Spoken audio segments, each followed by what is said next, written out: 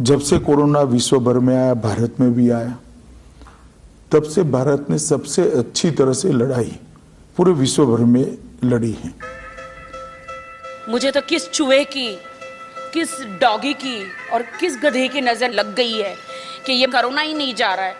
मैं इतना दिल रो रहा है कि मैं ऐसा क्या करूं जो कोरोना भाग जाए।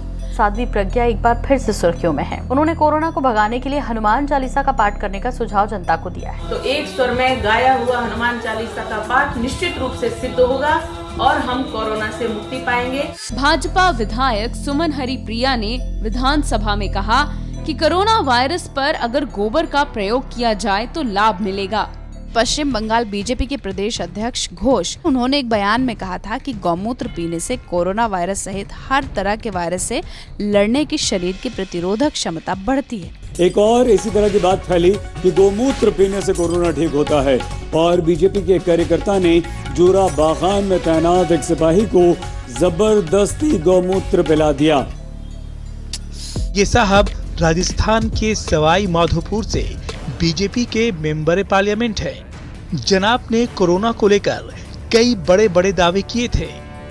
कहा था शंख बजाने से कोरोना नहीं होता, कहा था शरीर पर मिट्टी लगाने से कोरोना नहीं होता, कहा था आग जलाकर उसके बीच में बैठने से कोरोना नहीं होता। लेकिन इन जनाब की हर तदबीर बेकार हो गई जब ये सब करने के बावजूद वो खुद कोरोना पॉजिटिव हो गए। यहाँ पे उनको कोरोना हो गया। I am feeling so sad. मैं तो बहुत सैड हूँ, मैं बहुत टेंशन में हूँ। ये सब इमेजिनरी सिचुएशंस, इमेजिनरी बातें, इमेजिनरी पैनिक, इन सब के अंदर आप अपने आप को मत उलझाइए। पैनिक हो इस प्रकार की कोई बात नहीं। पैनिक मत हो, खा कोरोना के ठेंगा दिखाओ। वाह, हम क्या करें, मुझे कुछ समझ में नहीं आ रहा। कोरोना कब भागेगा? 10-15 दिन में ये आफत शांत हो जाई। 10-15 दिन में ये आफत शांत हो जाई। कोरोना के खिलाफ जो युद्ध पूरा देश लड़ रहा है उसमें 21 दिन लगने वाले हैं। अब आप बिल्कुल मत रोना, 14 अप्रैल के बाद चला जाएगा कोरोना। गो कोरोना, गो कोरोना, कोरोना गो, कोरोना गो। लेकिन ये कोरोना ने ना जीना हराम कर दिया है। कोरोना को मत डरोना, कोरोना को मत डरोना, कोरोना को अभी अभी मारो ना। ये कोरोना कहीं मुझे मिल जाए तो मैं उसका गला घोड़ दूं। कोविड आज का दिन में नहीं है, मास्क पहनने की जरूरत नहीं है, तो क्यों बेकार का आप एक पैनिक क्रिएट करें। जब होगा मैं बता दूंगा लोगों को कि आज से पहनो। आप कौन है भाई? देखिए, ये खुद स्वास्थ्य मंत्री हैं। कुछ नहीं हो सकता। तो इंदौर से इस वक्त एक बड़ी खबर निकल के आ रही है जहां पर मंत्री नरोत्तम मिश्र का मास्क पर बयान है कि मैं कहीं नहीं पहनता मास्क। मैं सबको यहाँ पे पकड़ पकड़ के बोलती हूँ मास्क पहनने के लिए। मास्क है, पहले मास्क पहन। किसी कार्यक्रम में नहीं पहनता मैं, इसमें क्या होता है? क्यों विशेष कारण? नहीं पहनता नहीं हूँ मैं। मास्क लगा। तेरा चाचा है कोरोना, मामा काका है, पड़ोसी है जो तुझे नहीं होगा। One nation, no mask. You get my point? ना। दोस्तों एक बात सुनो, थोड़ा सा पीछे तो हटो। ये बुम, थोड़ा सा पीछे हटो। सोशल डिस्टेंस थोड़ा सा प्लीज आप रखिए।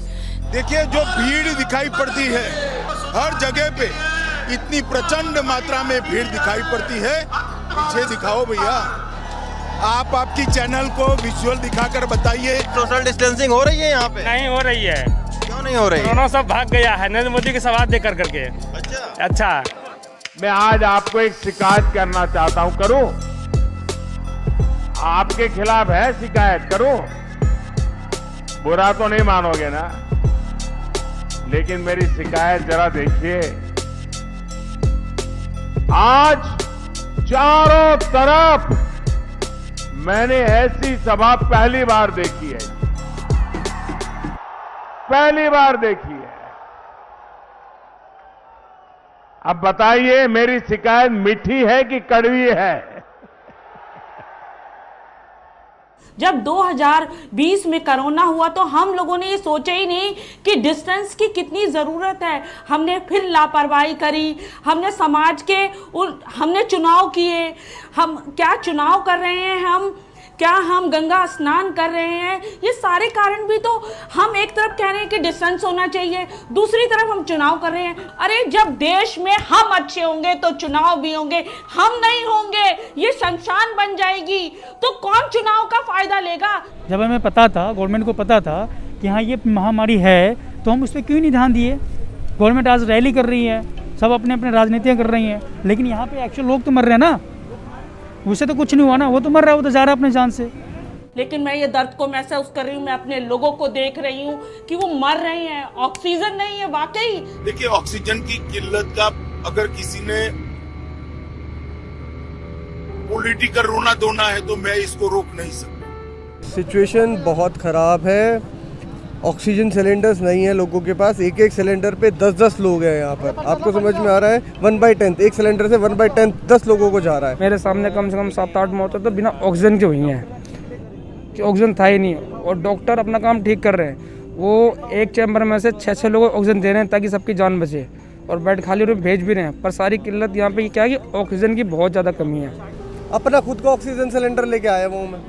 दवाइयों की कीमत, आज मेरी बहन बता रही थी कि उसकी सास को कोरोना हो गया, इंजेक्शन नहीं मिल रहा था, 50,000 में 2 इंजेक्शन खरीदे।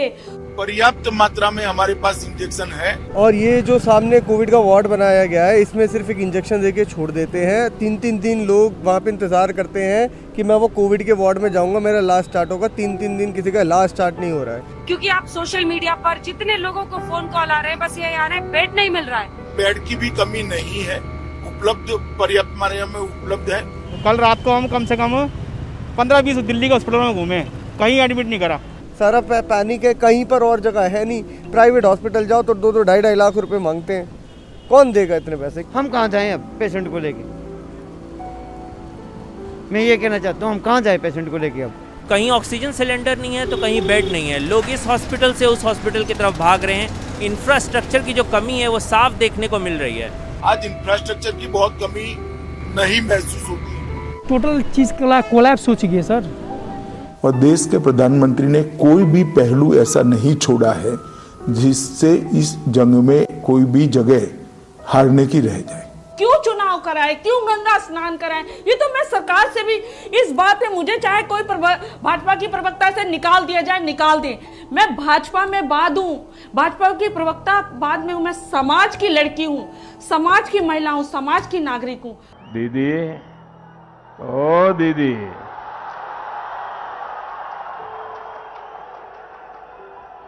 देखिए दीदी, ओ दीदी जी, कि धुंधमय आकाश का मौसम है मेरे देश में, और मौत के सहवास का मौसम है मेरे देश में। और शोर कैसा भी हो सुनने में नहीं आएगा अब, और इस कदर उल्लास का मौसम है मेरे देश में। और चुप रहो या कीर्ति गाओ, और तुमको पूरी छूट है, और अब खुली बकवास का मौसम है मेरे देश में।